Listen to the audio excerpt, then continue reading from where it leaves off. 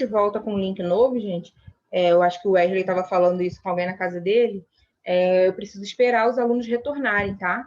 Eu tenho 30 e poucos, quase 40 alunos. Se eu só tenho 10, 12, eu tenho que esperar as pessoas entrarem, né? A maioria, ainda mais que eu tinha bastante alunos, né? Para poder começar, porque a aula é da turma, né? Então, nem sempre a internet de todo mundo tá boa, então a gente tem que trabalhar em equipe e aguardar as pessoas entrarem, tá? Então, eu sempre vou fazer isso, eu sempre vou esperar a cada link que eu passo para as pessoas. E aí eu conto com a compreensão de vocês, né?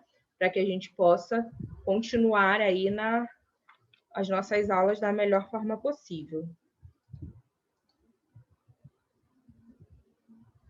Sem problema, Wesley. Só que eu ouvi, né, o que você falou, então, por isso que eu estou falando aqui, né, só para explicar para vocês que eu sempre vou esperar as pessoas voltarem com um novo link. Vamos lá, queridos, botei para gravar. Tá gravando. Então, vamos.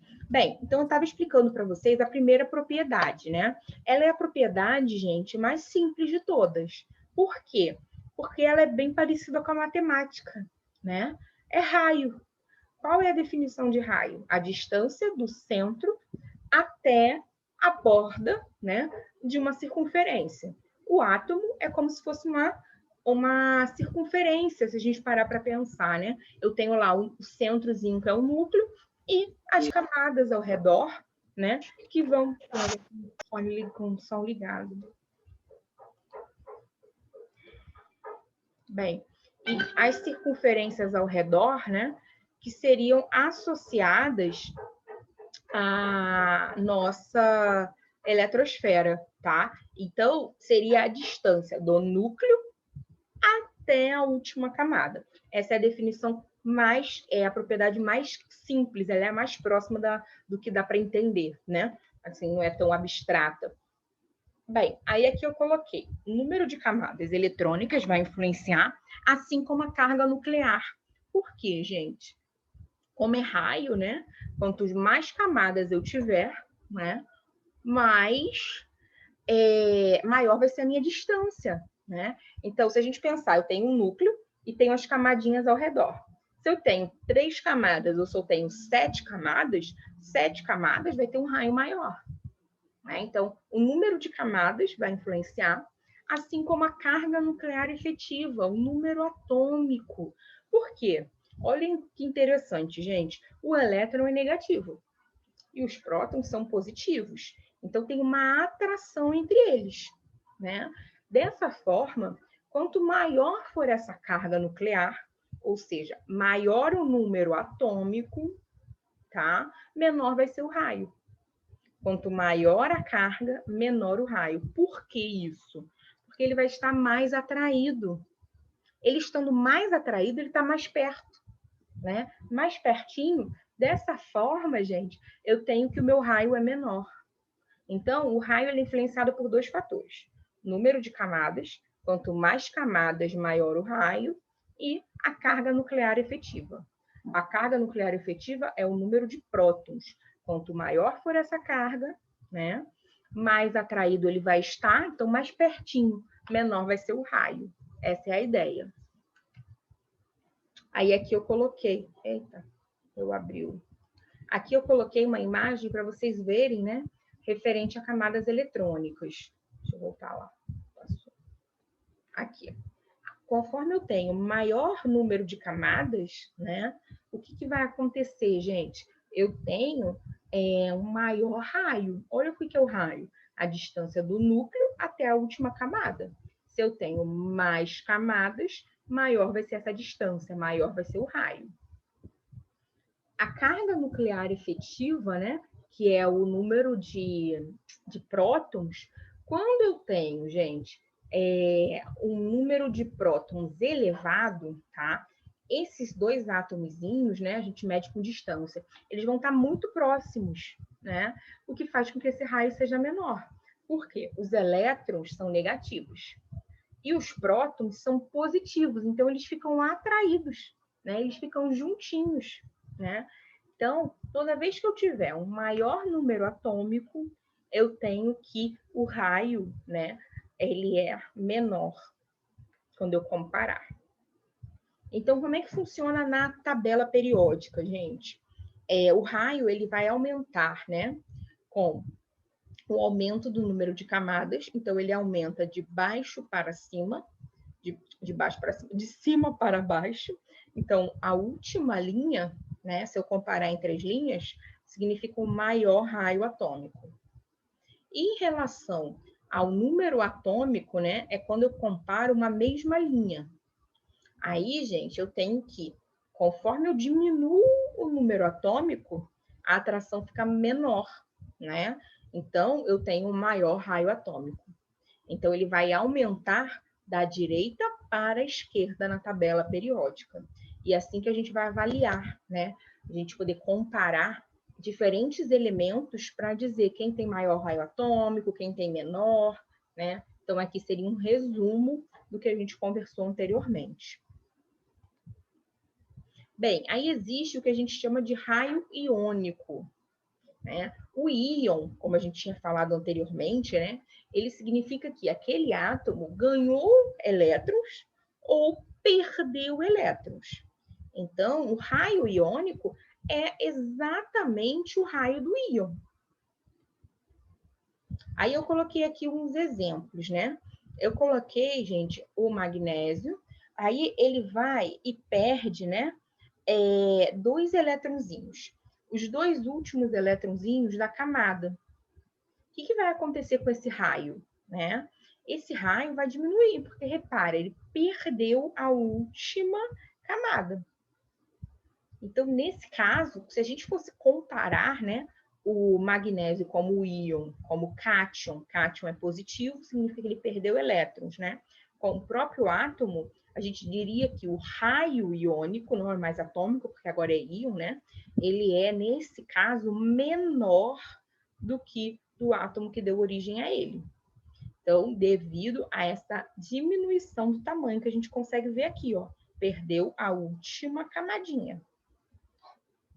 Agora, os raios aniônicos, né, indicam que eles ganharam elétrons, né? Então, quando ganha elétrons, tá?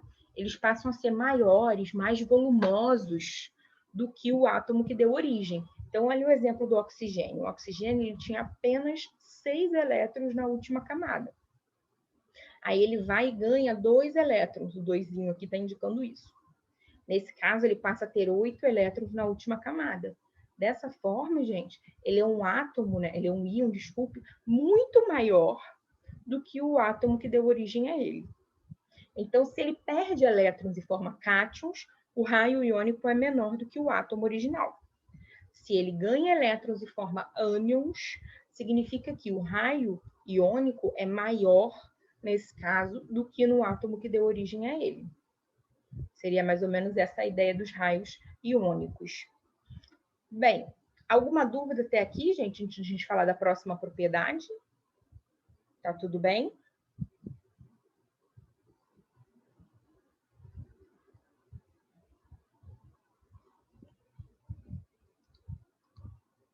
Beleza.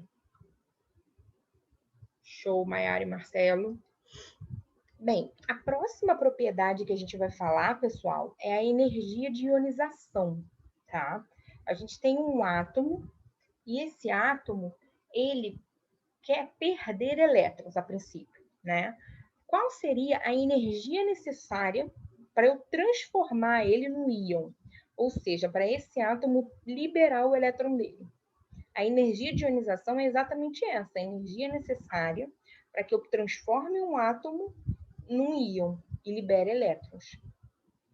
Tá? Então, a ideia é essa. Olha o A, que é o átomo, um átomo qualquer. Eu forneci energia, transformei ele num cátion, ó, a mais. Por quê? Porque ele perdeu um elétron. E aí, gente, ali no meu resultado, né, você repara, tem mais menos, mais um elétron, porque foi o que eu liberei. Né? Então, nesse caso, a energia de ionização é isso, definição, a energia necessária para que a gente consiga remover um elétron de um átomo, né, que estava no estado fundamental, ali, que era o A, no estado gasoso. Tem mensagem no chat. Então, Eliane, a matéria de hoje é tabela periódica e propriedades periódicas. É o capítulo 2. Ah, beleza, Wesley, não tinha visto.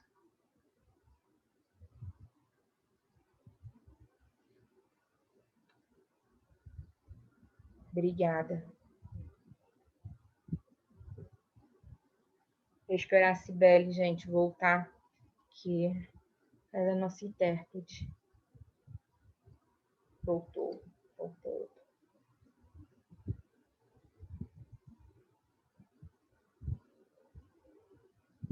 Agora que eu vi sua mensagem, Eliane. Caiu a live? Não, as aulas gravadas, elas duram de 40 minutos, normalmente a 45. Quando eu mando o link, se demorarem muito para entrar, a gente perde um pouquinho de tempo, né? Porque já está gastando o tempo que é de cada link. O link expira em 40 minutos ou 45, não me recordo. Então, às vezes, né, vocês podem, eu passo o link, e aí se vocês demorarem muito para entrar, né, pode ser que aconteça isso, tá? De você entrar e ficar pouquíssimo tempo e cair. Porque a gente já espera, eu espero sempre uns 5 minutinhos, né, quando eu conecto, para poder o pessoal ir entrando. Beleza, Cibele, então vamos. Vou repetir essa parte da energia de ionização, tá? Só para a Cibele poder passar ali para o Léo. Bem, a energia de ionização é o que, gente? É a menor energia necessária para que a gente possa remover um elétron. Então, é o seguinte, eu tenho meu átomo, tá? E ele tem elétronzinhos. Aí eu quero retirar um elétron dele. O que eu tenho que fazer? Eu tenho que fornecer energia, tá? Então, a energia de ionização é exatamente o valor da energia que eu preciso aplicar naquele átomo para ele liberar um elétron. Então, a princípio, eu tenho um átomo, né? Esse átomo eu vou somar energia nele, que é essa reaçãozinha aqui, e vou formar um cátion. Repara, toda vez que ele está carregado positivamente, significa que ele perdeu o elétron. Só que para onde que esse elétron foi? Eu tenho que adicionar ele na equação. Então, é o átomo mais energia formando o cátion A mais um elétronzinho. Então, essa é a ideia da energia de ionização. Bem, como é que funciona, gente, as tendências, né, na tabela periódica? Né, a gente viu lá do raio, né? O raio, ele aumentava conforme eu tinha mais camadas, né? E ele diminuía conforme eu aumentava o número atômico. A energia de ionização é o contrário. Por quê, gente? Quanto mais próximo, né, o meu elétron estiver do núcleo, mais atraído ele vai estar. Então, eu vou precisar de uma energia muito maior. Então, por exemplo, se o átomo que eu estou estudando tem poucas camadas de elétron, eu vou precisar de muita energia, né? Porque ele está fortemente atraído. Agora, se esse meu átomo tem muitas camadas, o elétron que eu vou tirar da última camada, ele sai mais fácil. Então, a energia necessária, ela é menor. Então, olha o que eu coloquei no texto. A energia de ionização, ela diminui à medida que descemos em um grupo. Por quê? A gente tem ali, conforme eu desço no grupo, ó, tô descendo num determinado grupinho, né? Eu aumentei o número de camadas, então eu preciso de uma energia de ionização menor. Ele está fracamente atraído, digamos assim, tá? Então, ó, isso significa que o elétron mais externo, ele é mais facilmente removido quando a gente desce no grupo. À medida que o átomo aumenta, né, conforme ele vai aumentando, a gente consegue retirar o elétron mais facilmente. Ele está fracamente atraído, seria essa a ideia. Deixa eu ver se eu pulei. Bem, geralmente a energia de ionização ela aumenta ao longo do período. Então, ao longo de uma linha, né? Então, se eu estou comparando o elemento na mesma linha da tabela periódica, ele vai ter um aumento, né? Conforme eu aumentei o número atômico. A energia necessária ao longo de um período e aumenta, consequentemente.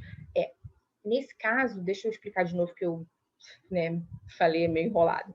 Quando eu tenho na mesma linha, quando a gente fala ao longo do período, tá, gente? Conforme eu aumento o número atômico, tá? Conforme aumenta, eu passo a ter mais. Vai for retirar aquele elétron mais facilmente, seria mais ou menos isso, né?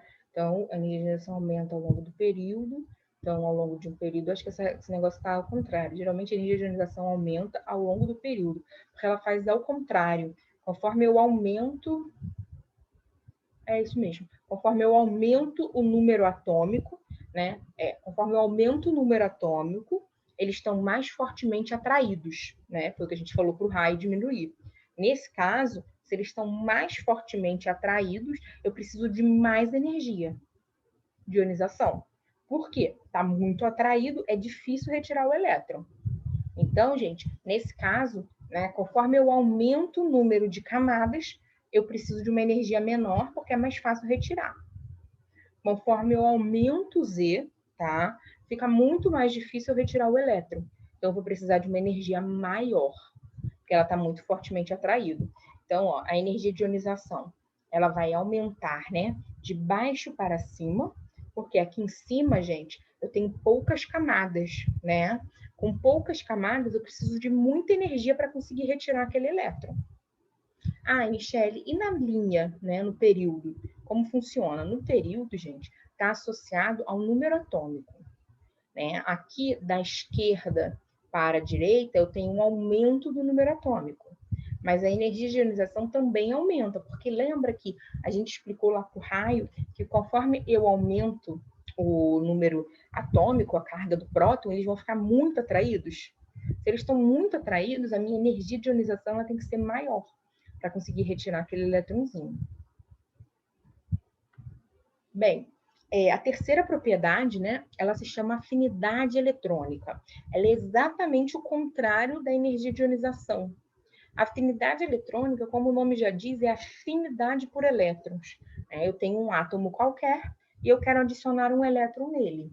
Quando esse átomo estiver com aquele elétron, ele passa a se transformar como se fosse, se comportar como se fosse um ânion. Por quê, gente? Porque o ânion, ele tem carga negativa, tá? Ele ganhou elétrons, está sobrando carga negativa. Aí, nesse caso, né, ele vai liberar energia. Então, a afinidade eletrônica é quando eu adiciono um elétron em uma determinada amostra e ela libera energia. Como é que funciona? Desculpa, mesma coisa da energia de ionização, tá? Por quê? A afinidade por elétrons, né? Ela vai ser maior, normalmente, né? Em quem tem poucas camadas, né? Aí ele vai querer ganhar mais elétrons, afinidade eletrônica maior conforme eu subo nas camadas, né? E da esquerda para a direita, por quê? Porque normalmente, pessoal, o cantinho direito da tabela periódica, tá? Ele é propício a ser o que a gente chama de receptores de elétrons. Eles querem ganhar elétrons. Já o cantinho esquerdo, as duas primeiras colunas, normalmente eles querem doar elétrons. Então, a minha afinidade por elétrons ela é muito maior nesse cantinho de cá do que no cantinho anterior, tá? Porque aqui eu estou, por exemplo, com 6 elétrons. Para ele chegar na forma do gás nobre, eu precisaria estar, né, com mais 2 elétrons. Agora, nesse caso aqui, ele tinha 8 elétrons na camada anterior e apenas 1 na última camada. O que vai acontecer? Nesse caso, é ruim, né? Tipo, eu quero doar elétrons. Então, o lado direito eu quero receber, o lado esquerdo eu quero doar. Por isso que a maior afinidade por elétrons ocorre do lado direito da tabela periódica. Tudo bem até aqui, pessoal? Alguma dúvida? Deixa eu pegar uma linha. Beleza. Só a Maiara e a Sara que estão na aula, gente? O restante não está aí, não?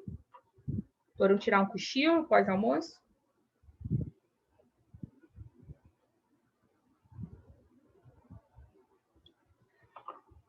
Beleza.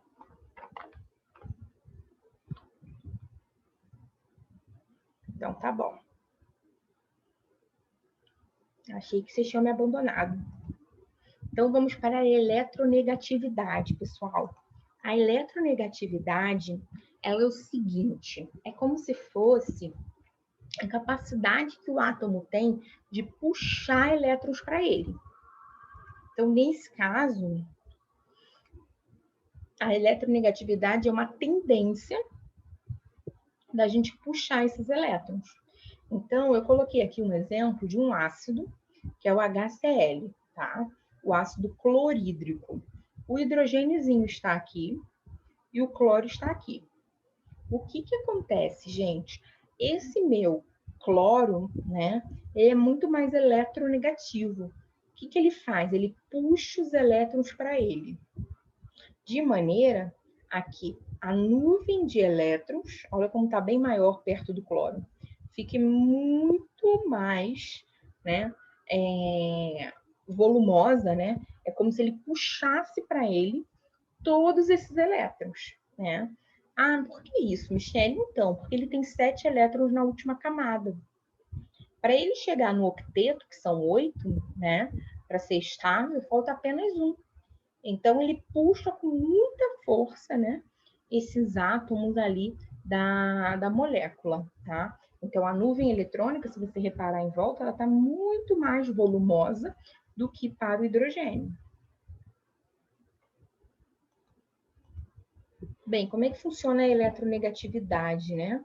A eletronegatividade, ela funciona da esquerda para a direita e de baixo para cima. Novamente, os elementos mais eletronegativos, que têm maior afinidade por elétrons, eles vão estar concentrados do lado direito da tabela periódica. Os gases nobres, pessoal, repare, está riscadinho. Eles não entram, né, na eletronegatividade. Por quê? Porque o gás nobre está associado a ser estável já. Ele já alcançou a estabilidade. Ele já tem 8 elétrons na última camada. Então, foi desenhado até ele riscadinho, para vocês lembrarem que os gases nobres não entram. Os halogênios são os elementos mais eletronegativos, porque todos eles têm 7 elétrons na última camada. O objetivo dos átomos é chegar a 8. Então, para ele, falta apenas um elétronzinho. E a última propriedade, né, é o que a gente chama de eletropositividade, ou caráter metálico. Ele é exatamente, né, o contrário. Nesse caso, gente, ele quer verificar, né, a capacidade que o átomo tem de perder elétrons.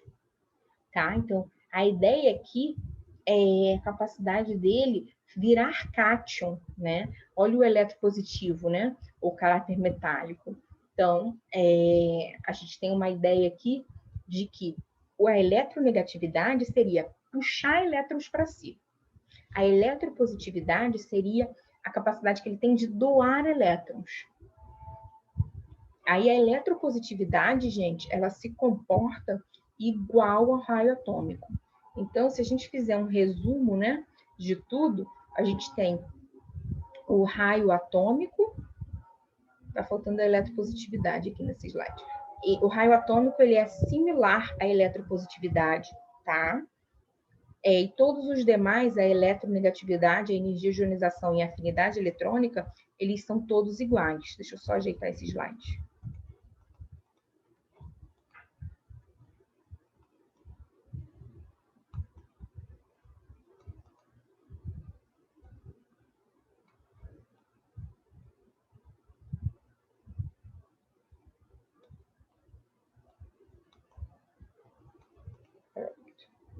Então, nesse caso, ó, o raio atômico se comporta igual à eletropositividade.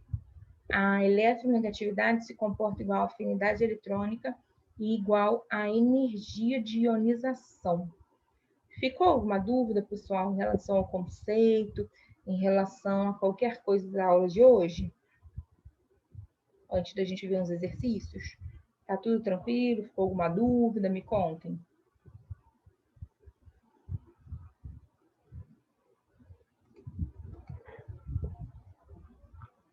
Fábio botou ok. Maiara tá tranquilo, Marcelo ok, beleza. Tá, Sérgio, Joyce, tá. Então vamos ver uns exercícios, né, que a gente vai aplicar essas informações para vocês poderem entender um pouquinho melhor sobre isso.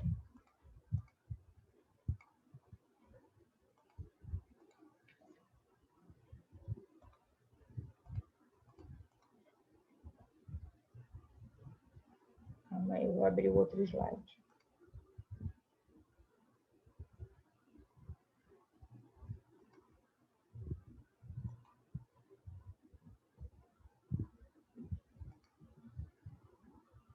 Tá aparecendo o slide? Tá como lista 3? Apareceu aí o slide?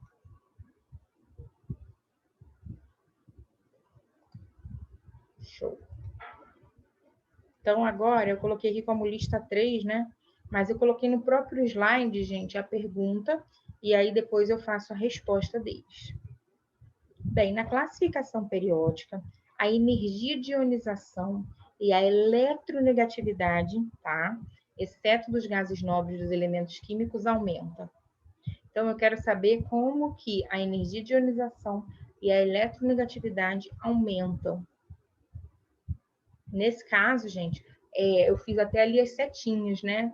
A eletronegatividade, a maior eletronegatividade, ela está do lado direito, concentrada, gente, na parte que falta muito pouco para ela se tornar estável, né? Então, a gente viu que ali era energia de ionização, eletronegatividade, tudo isso estaria, gente, no cantinho, né, da tabela periódica, no cantinho do lado direito. Bem, aí aqui vamos ver as respostas. Das extremidades para o centro, nos períodos, das extremidades para o centro, nas famílias, da direita para a esquerda, nos períodos, de cima para baixo, nas famílias, de baixo para cima, nas famílias. Aí a gente vai ter que, né, parar para pensar um pouquinho. A eletronegatividade ela estava aumentando, né, a maior parte está do lado direito. Então, ela aumentava da esquerda para a direita, né? E também ela se organizava nas colunas, né? Nas famílias. Dessa forma, a gente vai ter que ver, né? No caso, ela está de baixo para cima aumentando. Seria essa a ideia. Eu acho que eu botei uma justificativa aqui para vocês. Isso. Eu fui conferindo uma por uma, olha. A eletronegatividade. Então, ela funciona, né? Como é que ela funciona? Das extremidades para o centro, nos períodos?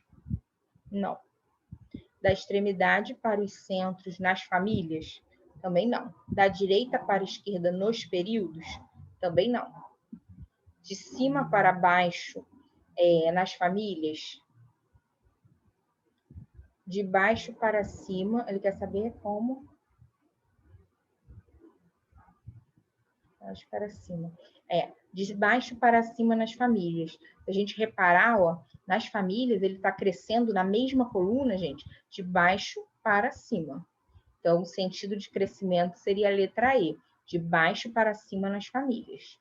Então, essa seria a resposta da primeira questão. Bem, com relação aos átomos de oxigênio, todas as afirmativas estão corretas, exceto, aí tem um dado, né? O número atômico do oxigênio é 8. A massa total do átomo está praticamente concentrada no núcleo. A perda de elétron pelo átomo neutro ocorre com a liberação de energia. O ganho de 2 elétrons leva à formação de um íon negativo, de raio menor que do átomo neutro. Os átomos de número de massa 18 têm 10 nêutrons. Os núcleos dos átomos neutros são envolvidos por 8 elétrons. E aí, gente, na opinião de vocês, né? Qual é a afirmativa incorreta?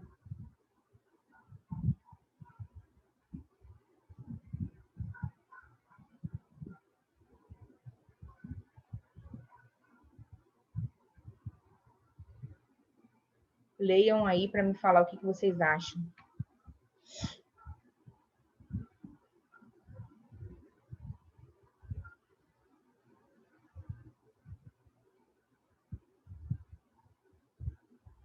Ninguém acha nada?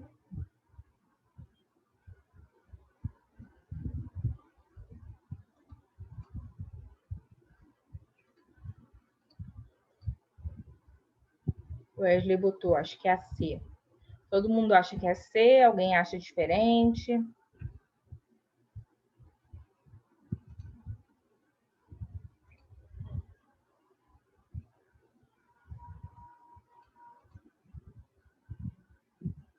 Ah lá. A resposta está certa, Wesley, parabéns. Ele, né, vamos ver cada uma. A massa total do átomo está praticamente concentrada no núcleo? Sim, né? Porque a gente viu que a massa do elétron é desprezível. Então, praticamente, né, a massa total desse átomo, ela né, está concentrada ali no núcleo. A perda de elétron pelo átomo neutro ocorre com a liberação de energia? Sim. A gente até chamou de energia de ionização, né? O ganho de 2 elétrons leva à formação de um íon negativo de raio menor que do átomo neutro. Então, essa opção, né, ela está errada. Até coloquei aqui, ó, o oxigênio, o átomo, o oxigênio íon, né, ele ganhou 2 elétrons. É como se ele ficasse, né, mais volumoso. Então, nesse caso, eu tenho que aumentar aí o raio. Deixa eu corrigir as outras. Os átomos de número de massa 18 têm 10 nêutrons. Sim, 10 nêutrons, né? E ele tem 8 prótons aqui, né, no exercício ele deu. Logo, o número de massa seria 10 mais 8, 18. Tá? Então, estaria certo. Os núcleos dos átomos nêutrons são envolvidos, né, por 8 elétrons. Tá? Nesse caso, o átomo neutro ele tem quantidade de elétrons, né, igual a quantidade de prótons, tá? E se ele vai estar envolvido por 8 elétrons, isso aí vai variar, tá? Nesse caso, eles estão envolvidos ali por 8 elétrons, é o que a gente quer, a regra do octeto, né? Mas não necessariamente. A gente tem que, a definição, né, seria que o átomo é neutro porque a quantidade de elétrons é igual à quantidade de prótons, tá? Então, essa questão é uma questão de concurso, então, provável, né, que tenha tido alunos que tenham escolhido a letra E, né, como alternativa errada, porque, assim, a gente não está classificando que ele é neutro por ter 8 elétrons, ele é neutro, né, a classificação correta, devido à propriedade dos elétrons serem iguais à quantidade de prótons que a gente tem. E aí, dessa forma, né, ele seria classificado como um átomo neutro. Em o mesmo período da tabela periódica, o aumento do número atômico é acompanhado pela diminuição do raio, simultaneamente ao aumento, né, das seguintes grandezas. Então, gente, quando eu tenho, né, numa tabela periódica que eu estou andando da esquerda para a direita, a gente tem que aumenta o número atômico e o raio atômico vai diminuir. Consequentemente, a gente tem uma mudança, né? Um aumento das grandezas, exceto a eletronegatividade, a carga nuclear, a energia de ionização, o número de elétrons de valência e o número de níveis eletrônicos. Bem, então, quando a gente aumenta, né, o número atômico, a gente está andando ali, né, da esquerda para a direita, a gente tem uma diminuição desse raio, que está mais atraído. Simultaneamente, há aumento de todas as seguintes grandezas, exceto, nesse caso, a gente tem ali a grandeza, né, eletronegatividade, que é a capacidade que o átomo tem de puxar elétrons para ele. A carga nuclear está associada ao número de prótons. A energia de ionização está associada à energia necessária para você ionizar, né, aquela amostra, aquele átomo, né? Energia de ionização, carga nuclear, tá. Então, número de níveis, né? Simultaneamente ao aumento de todas as grandezas, exceto eletronegatividade, carga nuclear, energia de ionização, número de elétrons de valência e número de níveis eletrônicos. Então, a eletronegatividade, ela cresce, né? Igualzinho ao que a gente tinha falado, né? A carga nuclear também, carga do núcleo, né? O número atômico vai crescer, a carga nuclear também. A energia de ionização, mesma coisa. O número de elétrons de valência, quanto maior for esse número atômico, né, mais elétrons eu tenho para distribuir. Agora, o nível o número de níveis eletrônicos, gente, não vai alterar. Por quê? Porque eu estou trabalhando no mesmo período. O que é o período? É a quantidade de camadas. Então, nesse caso, eu estaria trabalhando com a mesma quantidade de níveis eletrônicos. Então, a resposta seria a letra E. Bem, aí aqui eu coloquei com a distribuição eletrônica, né? Coloquei 3 elementos, né? A configuração eletrônica no estado fundamental dos átomos, dos elementos E1, E2 e E3 são. Aí eu coloquei um S2, 2S2, 2P6, 3S1. Um S2, 2S2, 2P6, 3S2, 3P5. Um S2, 2S2, 2P6, 3S2, 3P6 e 4S1. A alternativa correta é o elemento E2 tem maior raio atômico que o elemento E1. Tentem fazer esse, pessoal. O elemento E2 tem maior raio atômico que o elemento E1. O elemento E1 tem maior potencial de ionização que o elemento E3, será? Letra C. O elemento E3 tem maior afinidade eletrônica, afinidade por elétrons, né? Do que o elemento E2. Tem alguém com o microfone ligado? Quer tirar alguma dúvida? Bem, vai cair, tá, gente? Falta menos de um minuto. Os elementos E1, E2, eles são metais.